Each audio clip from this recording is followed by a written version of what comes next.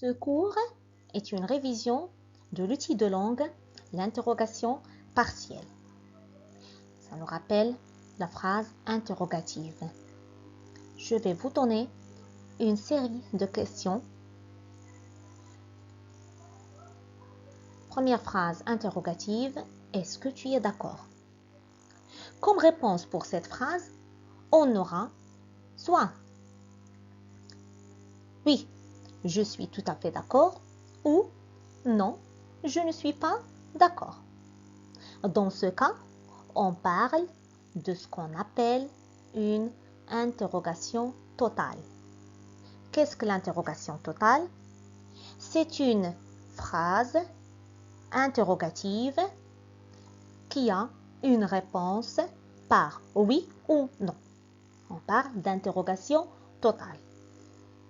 Je passe à la deuxième phrase. Que porte-t-elle? Que porte-t-elle? Alors, dans cette phrase, je n'aurai pas comme réponse oui ou non. J'aurai la réponse suivante. Elle porte une belle tenue. Dans ce cas, on parle de ce qu'on appelle une interrogation partielle, étant donné que la question se porte sur une partie de la phrase. Quelle est cette partie sur laquelle porte cette question? C'est tout simplement, c'est la partie du COD. Elle porte quoi? Elle porte une belle tenue. D'accord? Alors, je passe à un autre exemple. Où allez-vous? Il s'agit toujours d'une interrogation partielle. Parce que là, on n'a pas comme réponse oui ou non. Où allez-vous? Alors, je vais aller quelque part, à un lieu. Et on aura comme réponse, nous allons chez nos grands-parents par exemple. Chez nos grands-parents, c'est un complément circonstanciel de lieu. Je continue toujours. Puis-je vous accompagner? C'est la phrase interrogative que je vous propose maintenant. Puis-je vous accompagner? Comme réponse, je vais voir, comme vous voyez déjà, on a posé la question en inversant le sujet. Puis-je vous accompagner? D'accord? Automatiquement, c'est une interrogation totale puisqu'on va répondre soit par oui, volontiers, par exemple, ou par non, ce n'est pas la peine, ou non, je ne voulais pas vous déranger. D'accord? Alors, c'est une interrogation totale. Tandis que pour la phrase « Quand reviendrez-vous » Quand reviendrez-vous? Là, on ne parle plus d'interrogation totale, puisqu'on ne peut pas répondre par oui ou non, comme j'ai expliqué tout à l'heure. Alors, quand reviendrez-vous? On doit répondre, on doit citer quel temps, on doit préciser le temps. Et dans ce cas, j'aurai comme réponse, nous reviendrons par exemple le mois prochain. Nous reviendrons quand? Nous reviendrons le mois prochain. C'est une interrogation partielle dans laquelle on précise le temps. Ça veut dire que c'est une phrase interrogative portant sur le temps, le complément de temps. Qui a pris mon parapluie? Comme vous le remarquez là, on a qui a pris mon parapluie. On cherche quelqu'un là, d'accord? On cherche, la réponse sera quelqu'un a pris mon parapluie. Ce quelqu'un là, c'est un sujet. Et on aura comme proposition, c'est ton petit frère qui a pris ton parapluie tout à l'heure. Cette phrase interrogative porte sur le sujet. Parce que là, on ne peut pas vraiment citer toutes les phrases ou tous les types de phrases interrogatives partielles. D'accord? Sauf qu'on essaie au moins de résumer quelques exemples. Pourquoi Marie est-elle fâchée? On a déjà là le sujet, Marie est fâchée. Mais pour quelle raison? On cherche la cause. Alors, c'est une interrogation partielle portant sur la cause. Marie est fâchée parce qu'elle a perdu son chien. elle a perdu son chien, c'est la cause.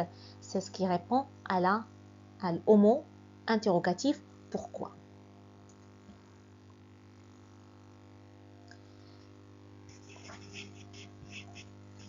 Pour conclure, alors on va dire la question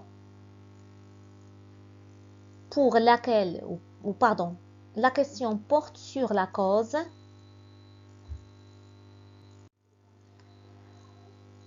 C'est-à-dire la raison pour laquelle Marie est fâchée.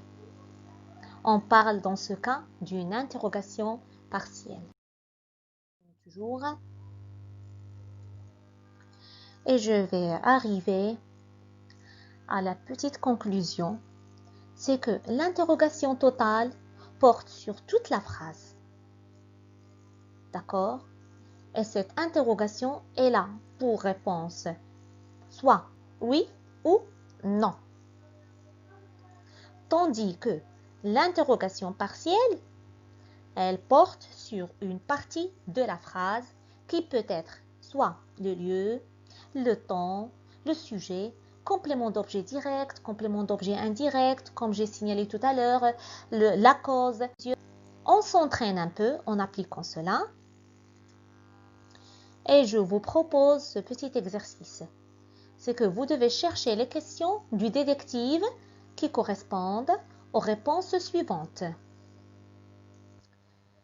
Comme première réponse, j'étais chez moi avec des amis. J'étais chez moi avec des amis.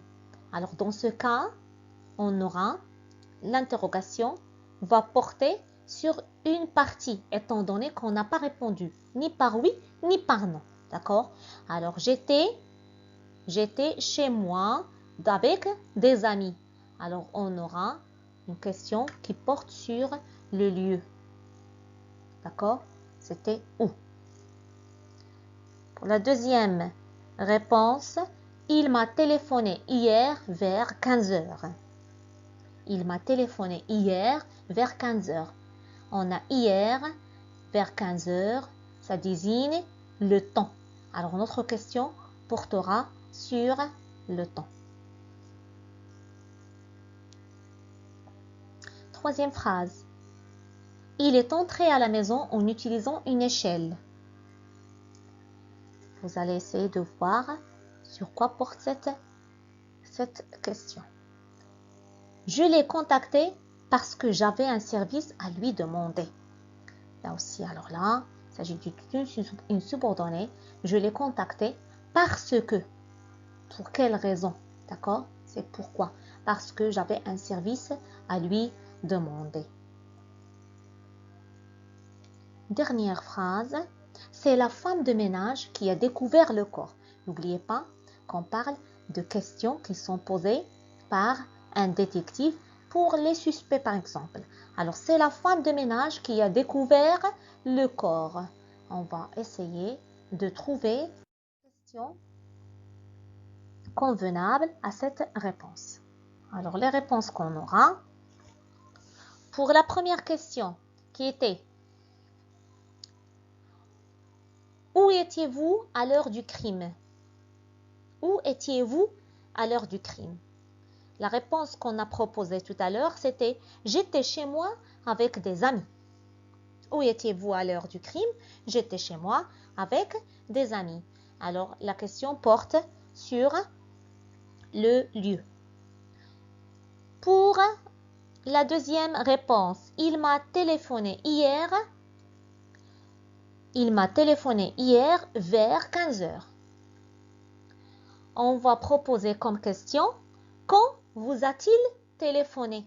Quand vous a-t-il téléphoné? C'est la question qui porte sur le temps. Quand vous a-t-il téléphoné? La réponse, il m'a téléphoné hier vers 15 heures. On va voir la troisième question. C'est que